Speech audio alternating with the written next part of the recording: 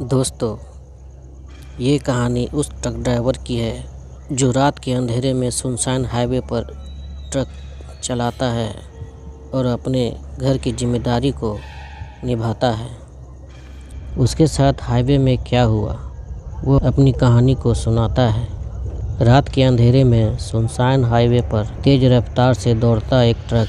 अंदर बैठा विजय, एक अकेला ट्रक ड्राइवर जो अपनी अधूरी मोहब्बत और बीते हुए अतीत से भाग रहा था। लेकिन उस रात उसकी मुलाकात एक रहस्यमयी लड़की मोनिका से हुई, जो हाईवे के किनारे अकेली खड़ी थी। सफ़ेद साड़ी, लंबे खुले बाल, गहरी उदास आंखें। विजय ने उसे लिफ्ट दी, पर जैसे जैसे सफ़र आगे बढ़ा, अजीब घटनाएं होने लगी।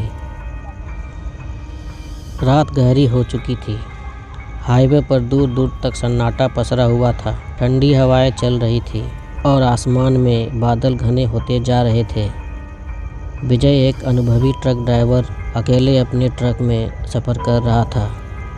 उसकी आंखों में थकान थी, लेकिन मन उससे कहीं ज़्यादा थका हुआ था।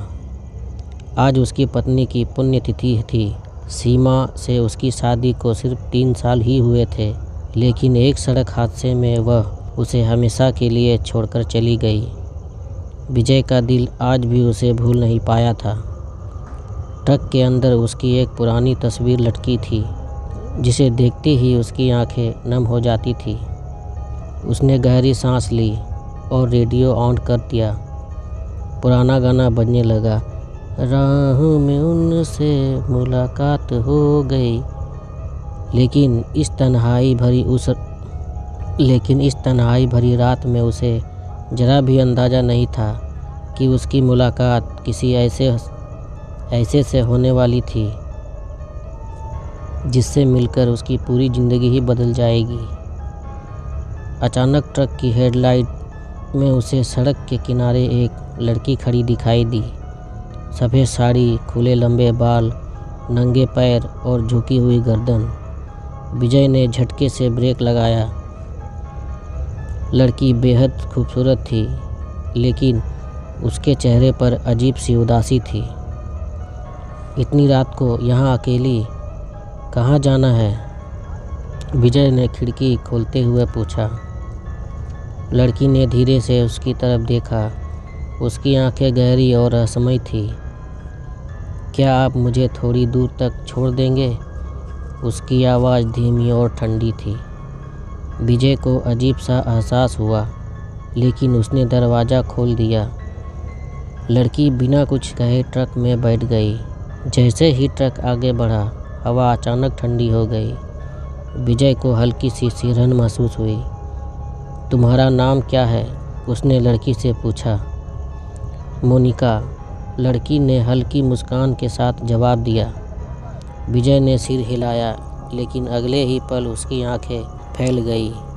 लड़की के गीले बालों से पानी टपक रहा था, लेकिन बाहर बारिश नहीं हो रही थी। ट्रक एक सुनसान मोड़ पर पहुंचा। मोनिका अब भी चुप बैठी थी। अचानक उसने विजय की तरफ देखा। तुम्हें प्यार में धोखा मिला है ना? विजय चौंक गया। तुम्हें कैसे पता? मोनिका हल्के से मुस्कुराई। क्योंकि मुझे भी मिला था और फिर मुझे मार दिया गया। विजय का खून जम गया। वो बहुत अंदर से डरने लगा। क्या मतलब? विजय ने कहा। मोनिका की आंखों में आंसू आ गए। मैं जिससे प्यार करती थी, उसने मुझे धोखा दिया। उसने मुझे शादी का वादा किया, लेकिन फिर किसी और से शादी कर ली। जब मैंने उससे जवाब मांगा, तो उसने मुझे इस हाईवे के पास खाई में धक्का दे दिया। मैं मर गई, लेकिन मेरी आत्मा अब भी भटक रही है। विजय के हाथ कांपने लगे और धीरे से ट्रक रोका और मोनिका की तरफ देखा। अब वह बदली बदली सी लग रही थी।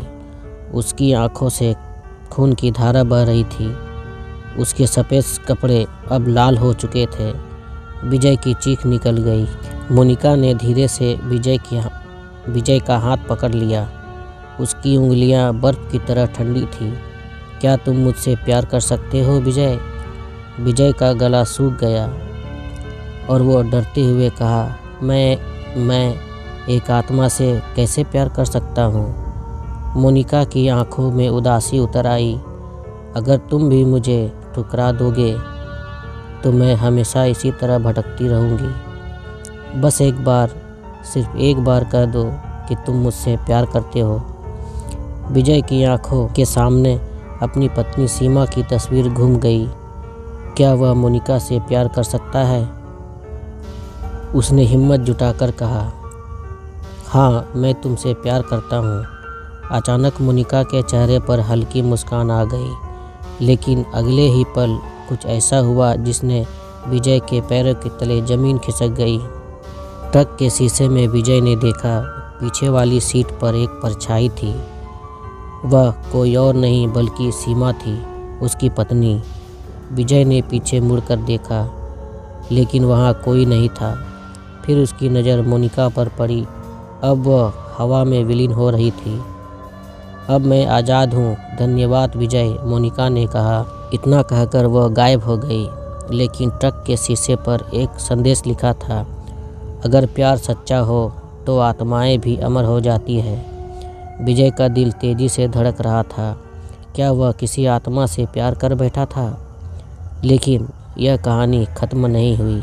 दोस्तों, मेरी तबीयत कुछ ख़राब है, इसलिए आवाज़ थोड़ा बैठा सा समझ में आ रहा है।